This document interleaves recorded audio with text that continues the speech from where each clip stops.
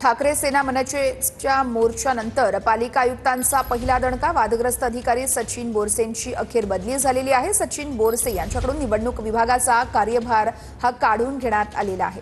कार्यालयीन अधीक्षक बाळू पिचड यांच्याकडे निवडणूक विभागाचा पदभार देण्यात आल्याचं कळतंय। ठाकरे सेना मनसेचं बोरसेंच्या बदलीची मागणी देखील त्यांनी केली होती।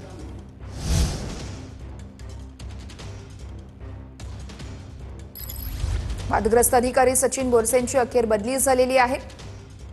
या संदर्भात गणेश थोरात आमचे प्रतिनिधी सविस्तर अपडेट्स देतील। गणेश, नक्कीच वर्षा, पाहायला गेलं तर मनसे आणि ठाकरे पक्षाच्या वतीने मोठा मोर्चा ठाण्यामध्ये काढण्यात आला होता आणि यावेळेस अनेक अधिकाऱ्यांवरती त्याची ठपका ठेवण्यात आला होता।